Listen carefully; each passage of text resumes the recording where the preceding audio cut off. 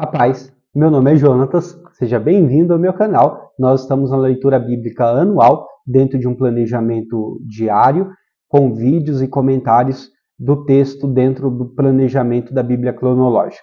Hoje, 17º episódio, 17 vídeos que nós estamos gravando até agora, nós estamos em Gênesis capítulo 16 e comentaremos até Gênesis capítulo de número 18, depois de retornarmos do livro de Jó, dentro dessa história de Abraão, o primeiro patriarca, uma história emocionante. Convido você desde já a se inscrever no canal, curtir, comentar, deixar aí as suas impressões, né? Isso é muito importante para nós e também, evidentemente, compartilhar essa palavra com alguém, porque eu tenho certeza que será edificante com aquele que ouvir, porque não é o meu comentário, mas sim a palavra de Deus, que é soberana sobre as nossas vidas. No capítulo de número 16, apesar de estarmos dentro da história de Abraão, temos o foco num personagem chamado Sarai, até então Sarai.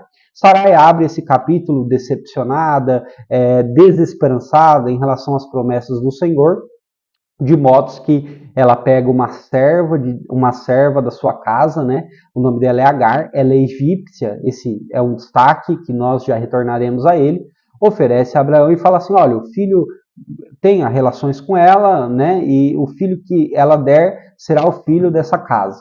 Então, assim, faça isso, e ela dá uma declaração que eu gostaria de destacar no versículo 2, eis que o Senhor me impediu de dar à luz a filhos, né? É uma frustração que ela está terceirizando, na verdade ela não está compreendendo muito o processo gestacional da promessa de Deus, porque Isaac tem uma gestação de 9 meses, é o seu filho. Agora a gestação de Abraão e Sara como pai e mãe é 25 anos. Então é todo um processo que o Senhor tem permitido eles passar. Mas nesse momento de frustração, de decepção, ela toma essa atitude. Só que essa atitude, logo depois de Agar engravidar, o texto lá na frente, no versículo de número 4, vai falar, Agar começou a olhar com desprezo para sua senhora. Então isso gerou um conflito muito grande ali dentro, porque Agar evidentemente começou a menosprezar, fazer pouco caso da sua senhora, uma vez que ela estava grávida do seu senhor. E Sarai, ela vai até Abrão e fala assim, olha, eu estou com essa situação, esse problema está muito sério. E aí Abrão olha para ela e fala assim, mas foi você que criou esse problema, então vai e resolve. E aí Sarai começa a maltratar, humilhar Agar, a grau ponto que Agar sai e vai para o deserto, fica na beira de uma fonte, imaginando eu querer desistir de tudo, né? Fugir daquela situação, e ali um anjo chega e trata com ela. Eu já volto nesse ponto, mas eu gostaria só de fazer um adendo, porque toda essa situação é gerada por escolhas erradas, né? Capítulo 12, Abraão, juntamente com toda a sua caravana, inclusive Ló, desce para o Egito. Ali ele comete uma mentira, acontece muita coisa, e Deus tem misericórdia e ele retorna. Só que ele retorna com essa mulher egípcia. E agora, Sarai pega essa mulher egípcia, oferece ela a Abrão e gera toda essa crise dentro da sua casa. Gente, decisões erradas, equivocadas, movidas por dor, desesperança, elas podem criar um ambiente muito pior do que o ambiente de espera. Por isso que nós temos que tomar cuidado. Eu sempre falo que tem 3 formas de entrar no deserto. Deus coloca, Deus cuida. O diabo coloca, Deus cuida. Quando a gente entra com as nossas próprias pernas, Deus também vai cuidar, mas ele vai deixar a gente padecer um pouco mais para que a gente aprenda com isso. Então a gente tem que tomar muito cuidado com decisões, porque elas podem criar outras crises muito maiores. O anjo que está ali, então pega Agar e começa a falar com ela e fala assim, o que você está fazendo aqui, mulher? Ela dá o contexto e o anjo fala, olha, você vai ter o filho que você vai ter e o nome dele será Ismael, porque Deus te ouviu, Deus que ouve, Ismael. E aí o anjo começa a dar palavras e quando ele vai, Agar coloca o nome daquele lugar de Ber-Lahai, Deus que veja, né? O Deus que me vê, né? É interessante isso. Primeiro você ouve Deus e aí você percebe que Deus está te vendo, né? Nós precisamos ser sensíveis à voz de Deus. Passamos agora há pouco pelo livro de Jó, onde Deus fala com Jó em meio à tempestade. É muito importante nós ouvirmos Deus. Muitas vezes nós queremos falar, Deus, fala comigo, mas será que a gente ouve Deus? Então isso é muito importante. Finalizando, o anjo falou, olha, volta e se sujeite à sua senhora, né? Porque a promessa está condicionada a isso. O texto bíblico não vai falar que os humilhados serão exaltados. Na verdade, no original está falando aquele que se humilha será exaltado. E Agar tem que aprender e entender isso. No capítulo de número 17, Deus se apresenta a Abraão, e eu gostaria de destacar o versículo 3. Abraão se prostrou com o rosto em terra. Todos os encontros a gente não vai ter esse detalhe sendo falado, não sei se aconteceu ou não, mas fato é que é a primeira vez que isso destaca. O nome de Abrão é pai exaltado, e no momento que ele se prostra, ele se despede, ele se despe dessa exaltação, Deus muda o nome dele. É no capítulo 17 que Deus fala assim, eu estou mudando seu nome, de pai exaltado para pai de multidão, Abraão. E aí Deus, no capítulo de número 17, vai reafirmando e trazendo novas nuances da promessa, trazendo declarações muito fortes, né? Muito tremendas. E é interessante isso. Na continuidade, Deus muda o nome de Sarai para Sara, que significa princesa. Só que eu gostaria de dar destaque no versículo 17, porque quando Deus está fazendo novas promessas, está determinando o tempo de 1 ano, já nesse momento, o verso de número 17 fala assim, então Abraão se prostrou com o rosto em terra e riu, dizendo consigo, pode nascer um filho de um homem de 100 anos? E Sara, que tem 90 anos, pode dar luz a um filho? Então Abraão disse para Deus, quem dera que Ismael viesse sob a tua bênção.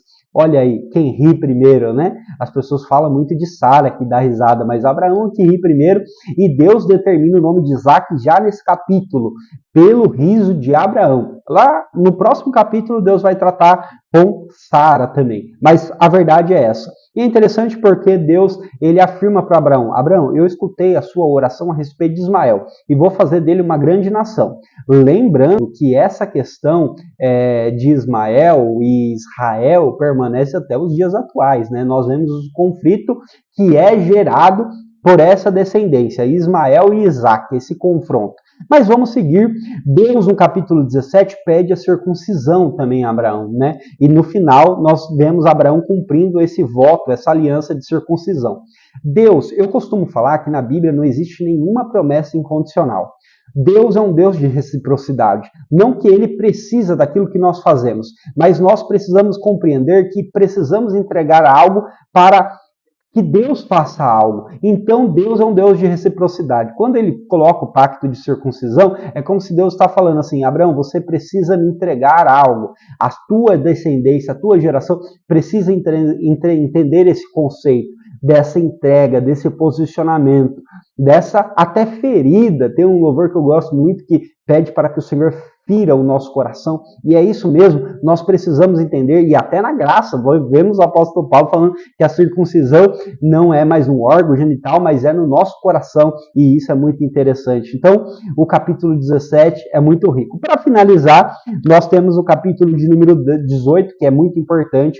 Abraão está na sua tenda, de repente chega 3 homens, Abraão com o olhar espiritual já aguçado, já observa aqueles 3 homens, vê algo diferente nele, corre, aí já se prostra. A gente vê ali no versículo de número 2 que Abraão já não é mais o pai exaltado, é o pai de multidão, né?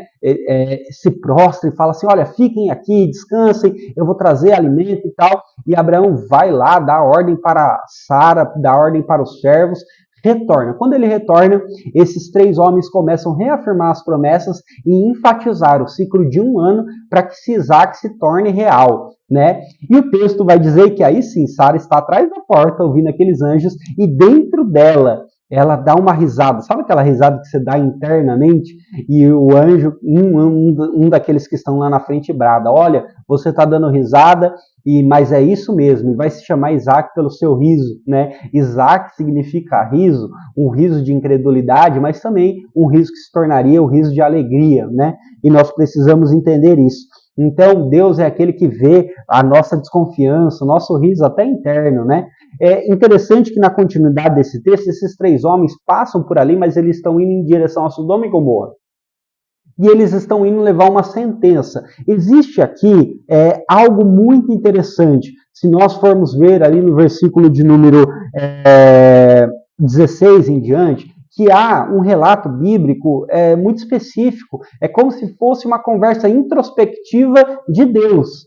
Deus pensando assim, nossa, mas eu vou lá levar uma sentença para Sodoma e Gomorra, e como que eu não vou revelar isso para Abraão? Porque ele é o profeta, ele é o intercessor das nações, ele é o abençoador das nações. E há se entender que ele revela isso a Abraão, e Abraão tem até uma palavra na Bíblia, a mensagem, uma tradução que dá a entender que Abraão paralisa um daqueles 3 homens, que mostra até como que eu posso falar, a tipologia de Deus, né? Aqueles 2 continuam para Sodoma e Gomorra, nós vamos ver que eles chegam lá, e Abraão fica com a representação do Senhor conversando com ele. E aí Abraão vai interceder por Sodoma e Gomorra. 50 justos, 45, 40, 30, 20, chega em 10, mas não tem jeito, Abraão se cala, Abraão é um intercessor, mas ele entende que o Senhor é juiz. Só que entendo que pela intercessão de Abraão, a família de Ló é salva, né? Que história emocionante. Eu particularmente gosto muito da história de Abraão, todas as histórias da Bíblia, e eu estou muito empolgado para o que o Senhor vai fazer em nosso meio. Convido você a, mais uma vez, se inscreve aí, por favor, né? Curte aí e vamos seguir essa jornada em nome de Jesus. Termino abençoando você, que o Senhor Deus Pai te proteja e te guarde onde pisares a planta do vosso pé, não somente a ti, mas aos teus. Que o Senhor te dê saúde, brinde a tua saúde e te dê prosperidade. Deus te abençoe.